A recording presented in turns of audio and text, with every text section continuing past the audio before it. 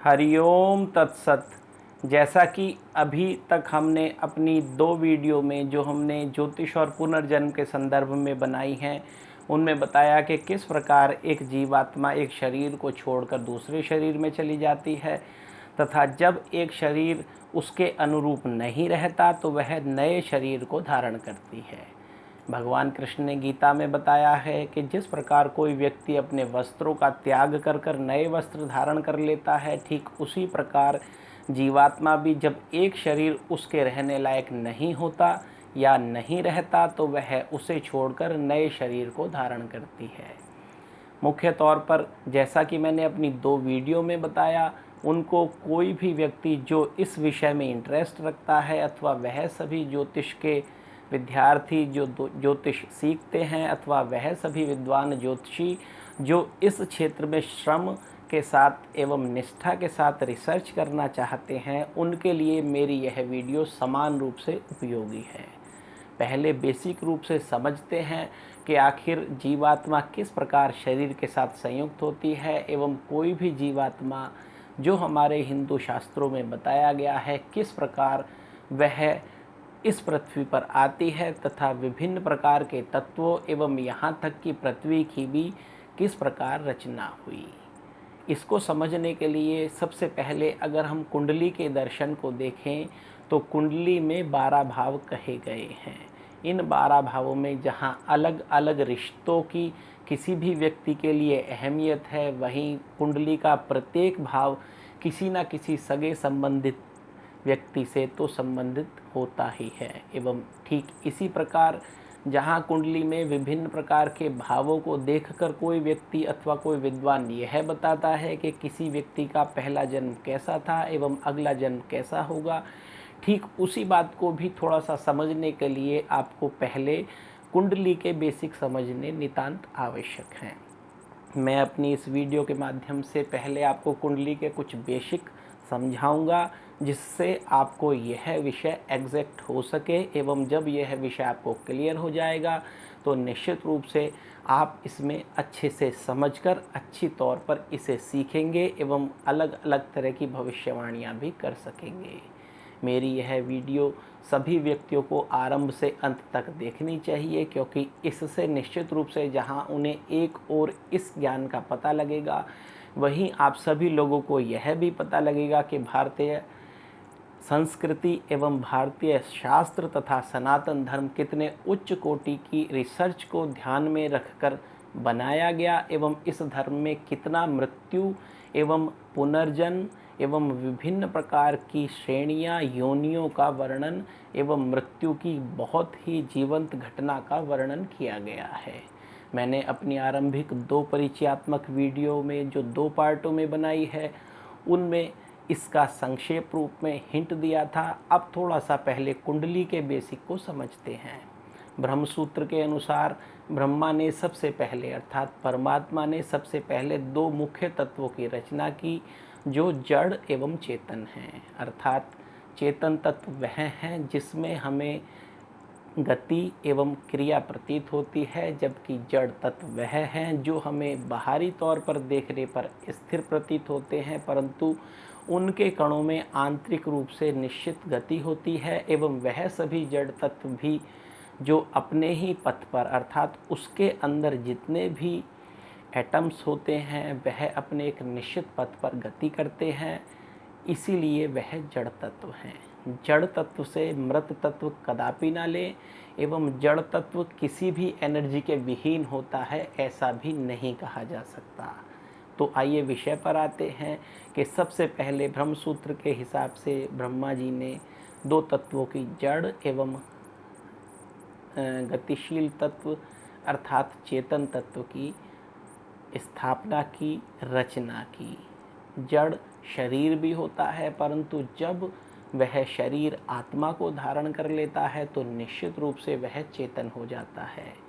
किसी भी व्यक्ति की आत्मा जब गर्भ स्थापित होता है, उसके लगभग 40 दिन के बाद उस कलल में आनी शुरू हो जाती है। माता के अंडाणु एवं पिता के शुक्राणुओं का जब संयोजन होता है एवं संयोजन के उपरांत जब गर्भ माता की योनि में ठहर जाता है एवं अपने आकार को बढ़ाने लगता है। तो भारतीय माइथोलॉजी एवं अलग अलग विद्वानों के अनुसार 40वें दिन उस पिंड के अंदर आत्मा प्रवेश कर जाती है।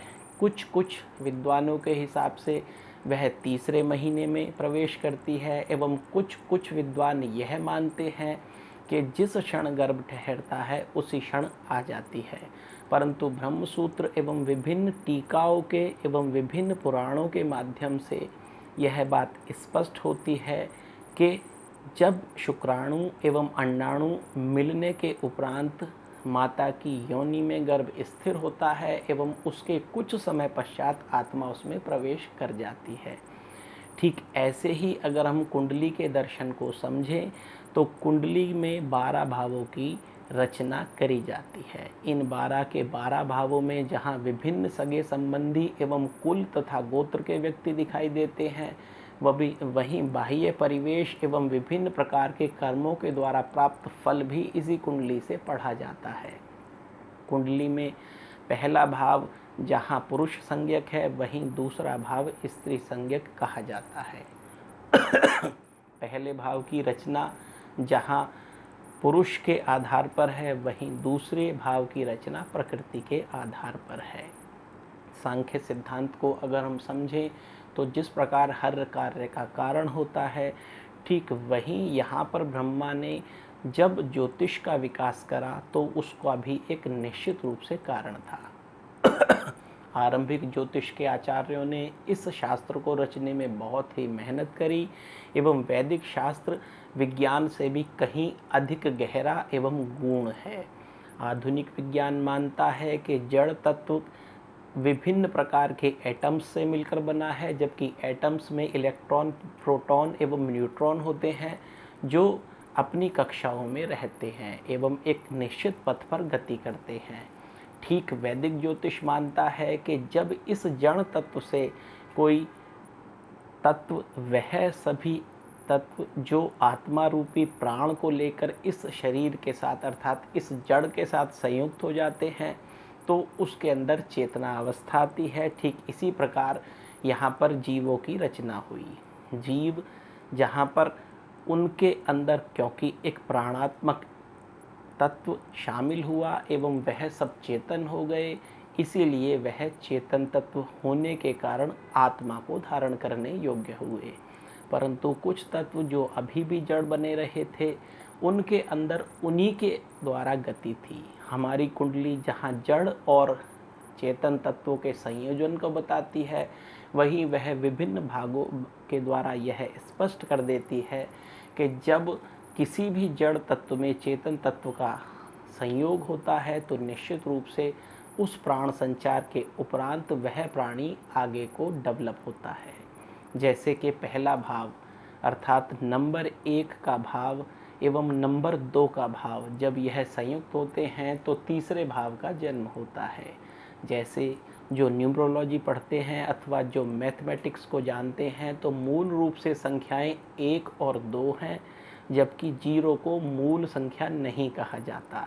0 अल्टीमेट तत्व है एवं वह ब्रह्म की स्थिति को बताता है। भारत में शून्य का आविष्कार हुआ, लेकिन शून्य का आविष्कार सिर्फ यह बात स्पष्ट कर देता है कि समस्त पृथ्वी एवं समस्त स्थितियों में ब्रह्मा जी ने ही इस जगत की रचना की। जगत से तात्पर्य हर उस चीज का है जो गतिशील हो, इसीलिए यह गतिशील पृथ्वी एवं विभिन्न ग्रह लगातार सूर्य की परिक्रमा करते रहते हैं एवं इन्हीं को गतिशील भी कहा जाता है। ठीक जैसा कि मैंने बताया कि जड़ और चेतन तत्वों का जब संयोजन होता है तो किसी भी व्यक्ति के शरीर को उसकी आत्मा के साथ संयुक्त होने के उपरांत प्राण प्राप्त होते हैं एवं वह उस सोल एवं आत्मा की ऊर्जा के द्वारा गति कर पाता है।